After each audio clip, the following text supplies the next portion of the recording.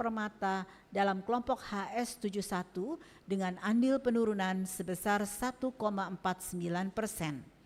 Sementara itu, penurunan ekspor migas didorong oleh penurunan nilai ekspor hasil minyak dengan andil penurunan sebesar 0,89%.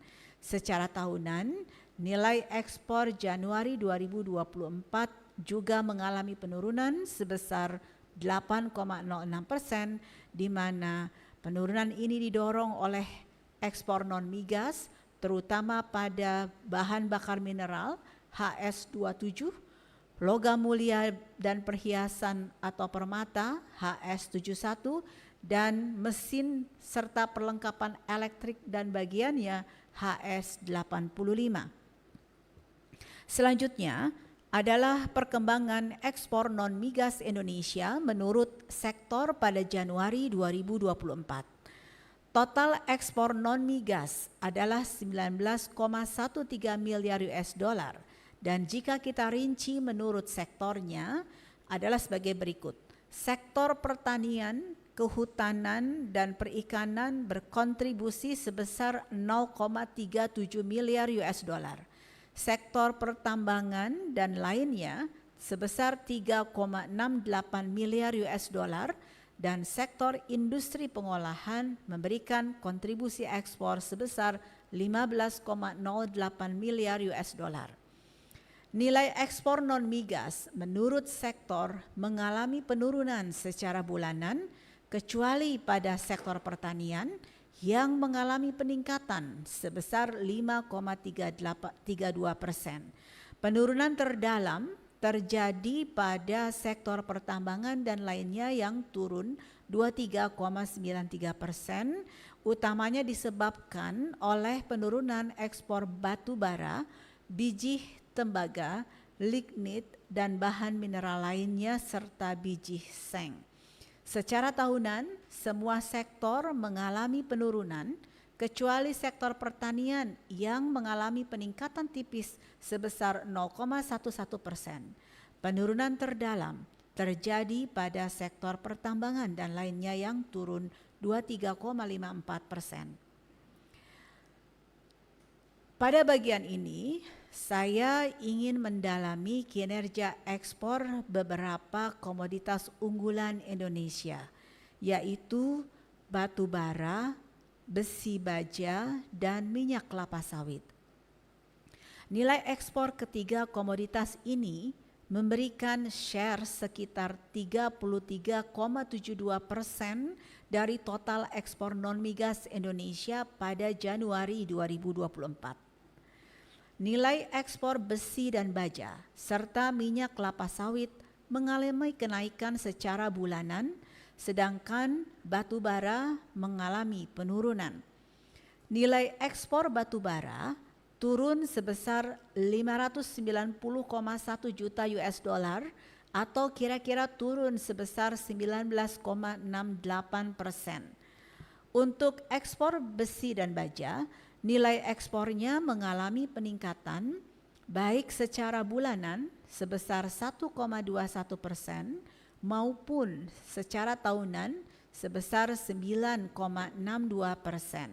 Sementara itu, untuk komoditas minyak kelapa sawit, nilai ekspornya naik 18,89% secara bulanan, tapi kalau secara tahunan turun sebesar 11,54%. Kita akan menyampaikan perkembangan impor bulan Januari 2024. Pada Januari 2024, nilai impor mencapai 18,51 miliar US dollar atau turun sebesar 3,13% dibandingkan dengan bulan Desember 2023. Impor migas senilai 2,70 miliar US dollar ini turun sebesar 19,99% secara bulanan. Sementara itu, impor non-migas senilai 15,81 miliar US dollar atau mengalami peningkatan sebesar 0,48% secara bulanan. Penurunan nilai impor total secara bulanan dikarenakan oleh peran penurunan nilai impor migas dengan andil penurunan sebesar 3,53%, utamanya berasal dari penurunan impor hasil minyak yang dengan andil penurunan sebesar 2,25%. Secara tahunan, nilai impor Januari 2024 naik sebesar 0,36%, di mana nilai impor migas turun 7,15%, sementara impor non-migas mengalami kenaikan sebesar 1,76%.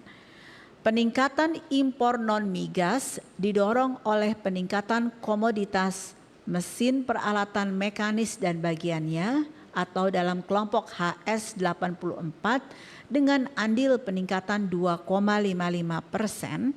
Kemudian biji logam, terak dan abu dalam kelompok HS26 di mana andil peningkatannya 1,01%, serta serealia HS10 dengan andil peningkatan 0,87%. Selanjutnya adalah impor Indonesia menurut penggunaan pada Januari 2024. Secara bulanan, nilai impor barang konsumsi turun sebesar 277,62 juta US$ atau 13,54%. Bahan baku penolong turun sebesar 310,36 juta US$ atau sebesar 2,25%. Dan barang modal turun sebesar 10,19 juta US$ atau naik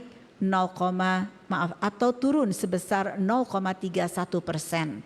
Bahan baku penolong menyumbang setidaknya 72,81% dari total impor pada bulan Januari 2024.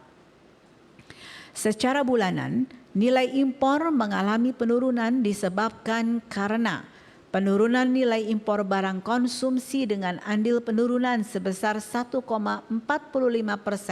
utamanya karena sayuran atau HS07 yang andil penurunannya sebesar 5,31%. Penurunan nilai impor bahan baku penolong dengan andil penurunan sebesar 1,62%, utamanya